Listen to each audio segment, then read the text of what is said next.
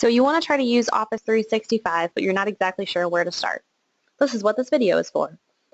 I'm going to type into my web browser Office 365, and I'm doing this because I'm being lazy and I don't want to go and search for the email that Simon had sent out with all the links for Office 365. And I think this is a good way for everyone to find Office 365 at a later point in time. If you will see on Google here, I have the ad for Office 365, a link to the email login, their Twitter account, etc. Just how Google normally pops up stuff. If you click on the ad, it's probably going to block you with our WatchGuard, so I'm going to click on the email login, and it's going to take me to the Office 365 login page, which is great. I didn't have to go search through an email. It was super easy to find. Now, if you wanted to keep the login page stored on your computer, you could bookmark it, and if you are unfamiliar with that, it'll be really easy. You just click on the star if you are in Google Chrome. You're going to name it whatever you want. This could be Office 365 login, O365 login, sign into your account as they show, whatever you want to name it. It's for your own reference. The folder is going to tell Google Chrome where you want this to be located. I like locating items on my bookmarks bar because that just makes sense to me. And if I have a ton of stuff related to a specific topic, I create folders. But for most people, you're probably just going to want it on your bookmarks bar. But if you did want something else, you could choose another folder and create a folder or something else like here. So you just hit done. And then because I have a ton of items, you're not going to see it, but there's the bookmarks bar. So I could exit out of Google, sign back into Google, go to the bookmark. And then for those of you who prefer Internet Explorer, I'm going to do the same thing real quick, 365. Click on the email.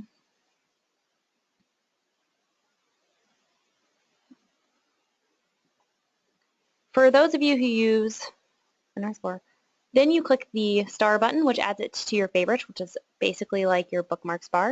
And I can say add to favorites, and again, you can name it whatever you want. You can put it in your favorites folder, one of these other folders. Click add, you're good to go.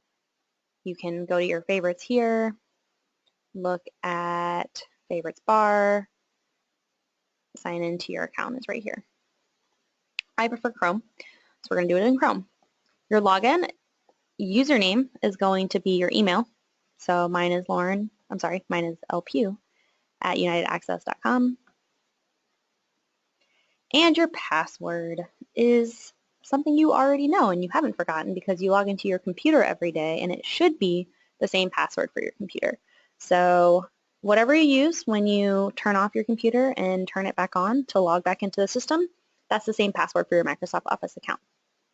Super easy. If you don't remember your password, you can always contact IT at unitedaccess.com and we will be able to reset the password for you or get you a password. I'm going to click sign in, and it's going to take me to Office 365 homepage.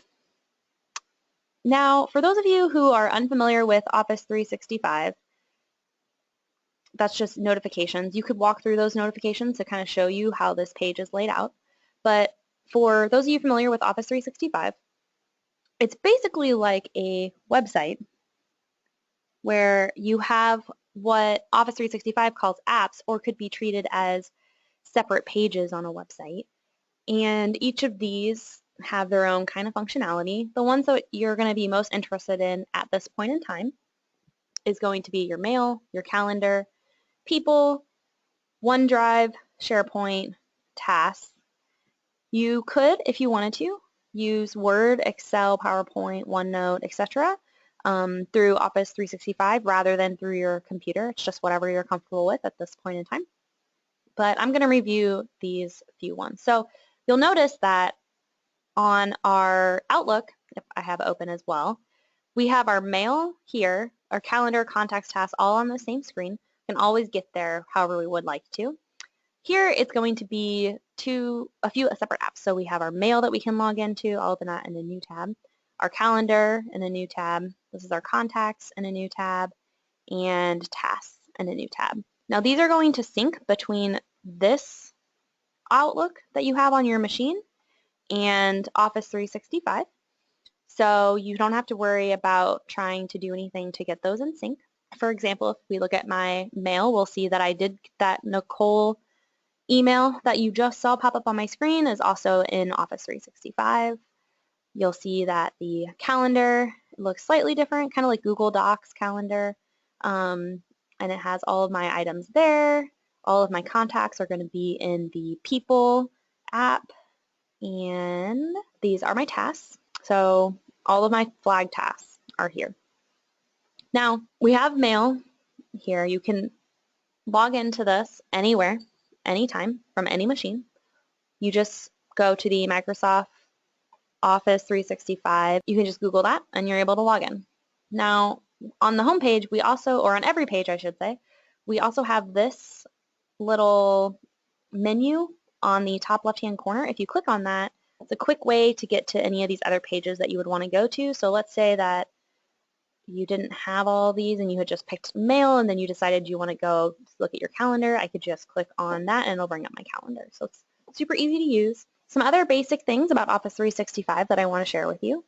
If you are on your home page and you go to the settings bar, you can change your theme, pick whichever one suits your fancy. You can change some of the settings. You can turn notifications on or off. So if you aren't hearing a notification when you get an email, for example, then you could go into your settings and click here. You should be able to change your password here and look at some of your other settings as well. Other than that, that's all I have about Office 365, just the basics.